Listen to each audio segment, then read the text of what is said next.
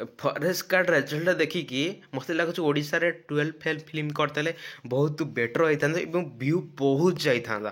ମୁଁ ତୁମକୁ ମଧ୍ୟ ଆଜି ଏକ ଭିଡ଼ିଓରେ ପୁରା ଫୁଲ୍ ଡିଟେଲ୍ କହିଦେବି କରପ୍ସନ୍ ତ 100% ହେଇଛି।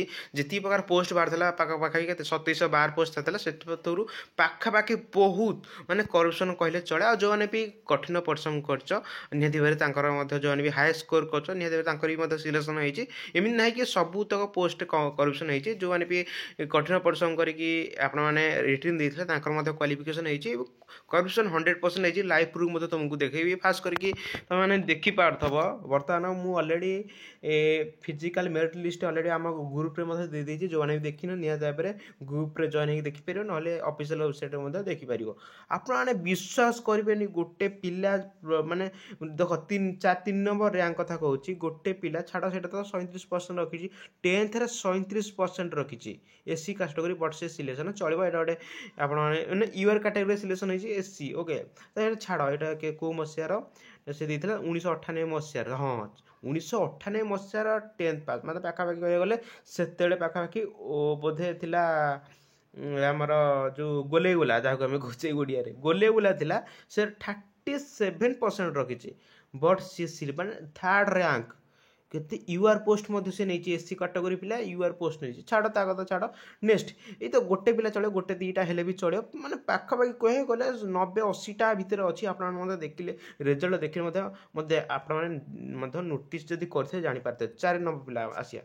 4 ନମ୍ବର ପିଲା ମାନେ 10th 53 +2 ସାଇନ୍ସରେ 45% ରଖିକି ସେ ମଧ୍ୟ ସିଲେକ୍ସନ୍ ହେଇଛି 4th ର୍ୟାଙ୍କ। ମାନେ ଆପଣମାନେ ବିଶ୍ୱାସ କରୁଥିବେ ପିଲା ମାନେ ଭଲ ପଢ଼ିକି 70-80% ଏମିତି ମାନେ ନାହିଁ ଯେ ଆପଣମାନେ କହିପାରିବେନି ନା ଏମିତି ଗୋଟେ ଦୁଇଟା ପିଲା ମାନେ ଗୋଟେ ପିଲା ଗୋଟେ ମାନେ 3-4ଟା ଥାଆନ୍ତି କି ଖରାପ ମାର୍କ +2 10th ଯଦି ରଖନ୍ତି ତାହେଲେ ଆପଣମାନେ ଯଦି ପଢ଼ାପଢ଼ି କରନ୍ତି ହେଇଯାଆନ୍ତି। ମାନେ କହିବାକୁ ଗଲେ 80-90 ପିଲା ଏମିତି ଅଛନ୍ତି। ଫାଷ୍ଟ କରି ଆପଣଙ୍କୁ ଦେଖିଦେଉଛି ଆପଣମାନେ ଜାଣିପାରିବେ। ତାର ମୁଁ ତଳୁ ସ୍ଲାଇଡ୍ କରୁଛି ଦେଖ ଏଇଠୁ 10th ମାନେ 41 ବୁଝିଗଲା ତ 41% ରଖିକି ମାନେ ପିଲା ପାଉଛନ୍ତି ମାନେ 5 ର୍ୟାଙ୍କରେ ଇଏ ଅଛି। ମାନେ ହିସାବ କରୁଥା କେତେ କରପ୍ସନ୍ ହେଇଛି।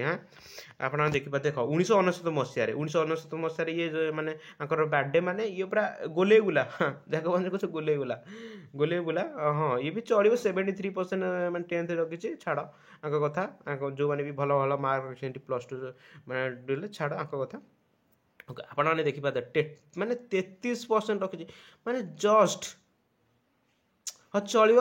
1987 ମସିହା ସେତେବେଳେ ବି ମଧ୍ୟ 10thରେ ହାର୍ଡ଼ କୋଶ୍ଚିନ୍ ଥିଲା। ମାନେ ମୁଁ ମାନେ ବିଶ୍ୱାସ କରୁନି 1987 ମସିହାରେ ତାଙ୍କୁ ଏଜ୍ କେତେ ହେଇଥିବ ତ ପାଖାପାଖି 13 ମାନେ କହିବାକୁ ଗଲେ ପାଖାପାଖି 38-39 ବର୍ଷ ଚାଲିଥିବ। ମାନେ ବିଶ୍ୱରଞ୍ଜନ ମିଶ୍ର ମାନେ ମେଲ୍ କାଟାଗୋରୀ ମାନେ 39 ବର୍ଷରେ ଆପଣମାନେ 39 ବର୍ଷରେ ମଧ୍ୟ ପଢ଼ାପଢ଼ି କରୁଛନ୍ତି ମାନେ 33% ରଖିକି। ମାନେ ବିଶ୍ୱାସ କର ମାନେ କେତେ କରପ୍ସନ୍ ହେଇଛି। ଆପଣମାନେ ଯଦି ଆପଣମାନେ ଯେଉଁମାନେ ବି ମାନେ ମିଡ଼ିଲ୍ କ୍ଲାସ୍ ପିଲାଙ୍କ କଥା କହୁଛେ, ଯେଉଁମାନେ ବି କୋଣେ ମାନେ ପାଖାପାଖି ବେଶୀ ମ୍ୟାକ୍ସିମମ୍ ଯଦି 24-25 ବର୍ଷ ହେଇଯାଉଛି ମାନେ ଆଉ ତାଙ୍କ ପାଇଁ ପଢ଼ିବାକୁ ଇଚ୍ଛା ହେଉନି। କାରଣ ତାଙ୍କର ମାଇଣ୍ଡ ହେଉଛି ଇନକମ୍ ସୋର୍ସ ଉପରେ, ମାନେ କେମିତି କ'ଣ ଇନକମ୍ କରି କେମିତି ଫ୍ୟାମିଲିକୁ ଚଳେଇବେ ତାଙ୍କ ଉପରେ ଡିପେଣ୍ଡ କରୁଛି।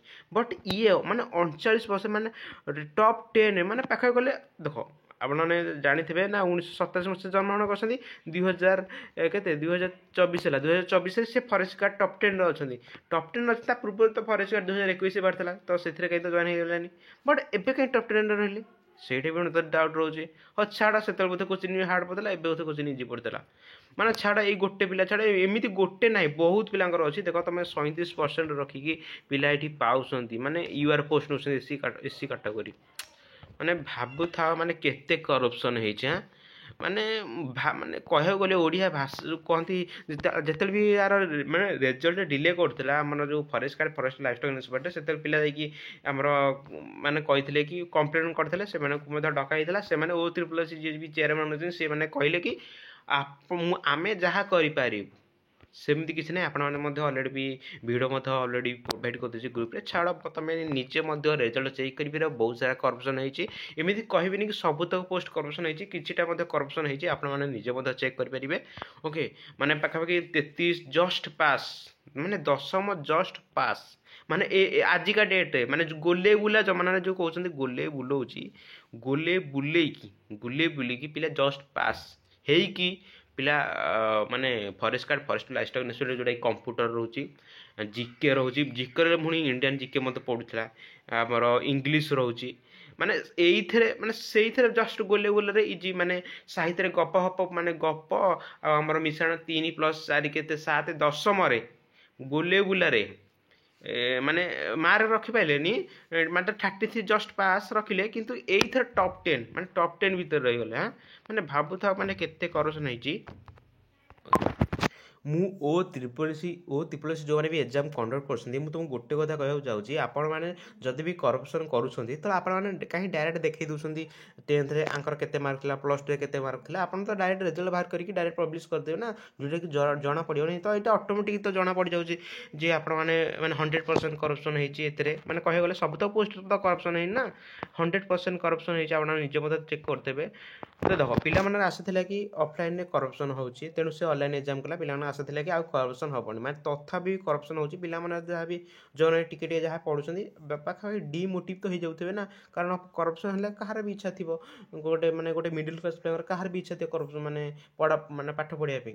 ଆଉ ଯେଉଁମାନେ ବି ମାନେ କଠିନ ହାର୍ଡ଼ ୱାର୍କ କରୁଛନ୍ତି, ପୁରା ଫୁଲ୍ ସିଲାବସ୍ କମ୍ପ୍ଲିଟ୍ କରୁଛନ୍ତି, ରିଭିଜନ୍ କରୁଛନ୍ତି, ମକ୍ ଟେଷ୍ଟ ପ୍ରୋଭାଇଡ଼ କରୁଛନ୍ତି, ତଥାପି ସେମାନଙ୍କର ମଧ୍ୟ ସିଲେକ୍ସନ୍ ହେଉନି, କିଛି ପିଲାଙ୍କର ମଧ୍ୟ ସିଲେକ୍ସନ୍ ମଧ୍ୟ ହେଇଯାଉଛି। ଆଉ ମୁଁ ତ କହିବିନି କି ଆପଣ ମାନେ ନିଜେ ମଧ୍ୟ ଦେଖିପାରୁଥିବେ ରେଜଲ୍ଟ ଦେଖିକି, ଛାଡ଼ ଟାର୍ଗେଟ୍ କ'ଣ, ଯେଉଁମାନଙ୍କର ଫରେଷ୍ଟ ଗାର୍ଡ଼ ଫରେଷ୍ଟ ଲାଇଫଷ୍ଟକ୍ ଇନ୍ସପେକ୍ଟର ମାନେ ରେଟିଂ ମାନେ କ୍ଲିୟର ହେଇନି, ଆଉ ସେମାନେ ନେକ୍ସଟ ଯେମିତି ଟ୍ରାଏ କର, ଆପଣ ଜାଣିଥିବେ ଆଗକୁ ବହୁତ ସାରା ପୋଷ୍ଟ ଆସୁଛି। ଓକେ, ନିହାତି ଭାବରେ ଆଜିଠୁ ହାର୍ଡ଼ କର, ଏମିତି କହିବିନି କି ଆପଣ ସେଇଥିରେ ମଧ୍ୟ କରପ୍ସନ୍ ହେଇଯିବ। କହିବାକୁ ଗଲେ କରପ୍ସନ୍ ଆମେ କହିବାକୁ ଗଲେ, ମୁଁ ତୁମକୁ କହିଦେଉଛି, କରପ୍ସନ୍ ଯଦି ବି ହେବ ତୁମକୁ ପାଖାପାଖି ଧର 100ଟା ପୋଷ୍ଟରୁ 10ଟା ପୋଷ୍ଟ କରପ୍ସନ୍ ହେଇଯିବ, ଆଉ 90 ପୋଷ୍ଟରେ SC/ST ତୁମକୁ 40-50 ନେଇଯିବ, ଆଉ 20-30 ପୋଷ୍ଟରେ ସର୍ଭିସମ୍ୟାନ୍, SC/BC ହେଲା ଜେନେରାଲ ପିଲା ହିଁ ନେବେ। ଆପଣମାନେ ଜାଣିପାରୁଥିବେ, ଆପଣମାନେ ଯେଉଁମାନଙ୍କର ଏକ୍ସପିରିଏନ୍ସ ଥିବ ଆପଣମାନେ ବି ଜାଣିପାରୁଥିବେ। ଓକେ, ତ ଯଦି ବି କିଛି ବି ଡାଉଟ୍ ରହୁଛି ପରିଷ୍କାର ମାନେ ରେଜଲ୍ଟକୁ, ଆପଣମାନେ ନିହାତି ଭାବରେ କମେଣ୍ଟ ବକ୍ସରେ ନିଜର ମତ ଦେବେ। ଆଉ O++ କ'ଣ କହିବେ ନିହାତି ଭାବରେ କମେଣ୍ଟ ବକ୍ସରେ ନିଜର ମତ ଦେବେ। ମୋତେ ତ ଭଲ ଲାଗୁନି ରେଜଲ୍ଟ ଦେଖିକି, କାରଣ ଏତେ କମ୍ ପରସେଣ୍ଟ ପିଲା, ଯଦି ମାନେ ମୁଁ ତୁମକୁ ମଧ୍ୟ ପ୍ରଥମରୁ କହିଦେଉଛି, ଦେଖ 2000 ଆପଣ ଗୋଲେଇ ବୁଲା, ମୁଁ ତୁମକୁ କହୁଛି ଗୋଲେଇ ବୁଲା ପାଖାପାଖି ମାନେ 2000 ବୋଧେ 1900 ଯେଉଁମାନେ ପିଲାଙ୍କର ଡେଟ୍ 1995 1996 ରହୁଛି, ସେବେଠୁ ଗୋଲେଇ ବୁଲା ଷ୍ଟାର୍ଟ ହେଇଗଲାଣି। ମାନେ ପାଖାପାଖି ମାନେ ଜଷ୍ଟ ପାସ୍, ମାନେ ସେଇଥିରେ କେବଳ ସାହିତ୍ୟ ଗପ, ଆପଣ ଜାଣିଥିବେ ଦଶମ ପାଠ ବହୁତ ହେଇଛି। ସେତେବେଳେ ତ ଆମେ ଯେତେବେଳେ ଟାଇମ୍ରେ ତ ଭିଡ଼ ଥିଲା ନା, ମାନେ ଯେଉଁମାନେ ପଢ଼ୁଥିବେ ମାନେ ଏତେ ମାନେ କହିଗଲେ ଆଠୁ ଇଜି, ମାନେ ଏଇଟା ଏବେ କମ୍ପ୍ୟୁଟର ଇଂଲିଶ ସବୁ କିଛି ଥାଇକି ବି ପୁରା ଟପ୍ 10 ବାଡ଼ଉଛନ୍ତି।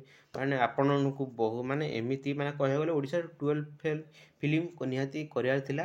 ଓକେ, ତ ଛାଡ଼ ସେଇ କଥା। ଯଦି ବି କିଛି ବି ଡାଉଟ୍ ହେଉଛି ପରିଷ୍କାର ରେଜଲ୍ଟ ନେଇକି ନିହାତି ଭାବରେ କମେଣ୍ଟ ବକ୍ସରେ ନିଜର ମତାମତ ଦିଅ। O++ କ'ଣ କହିବେ ପାସ୍ କରିକି ଆପଣମାନେ, ଆଉ ମାନେ ଆଗକୁ ମାନେ ଓଡ଼ିଶାରେ କେମିତି କ'ଣ ଏକ୍ଜାମ୍ କଣ୍ଡକ୍ଟ କରାଯିବ, ତ ନିହାତି ଭାବରେ ଆପଣମାନେ କମେଣ୍ଟ ବକ୍ସରେ ନିଜର ମତାମତ ଦେଇଦିଏ। ତ ରହୁଛି ଦେଖା ନେକ୍ସଟ ଭିଡ଼ିଓରେ, ସେଥିପାଇଁ ଜୟ ଜଗନ୍ନାଥ।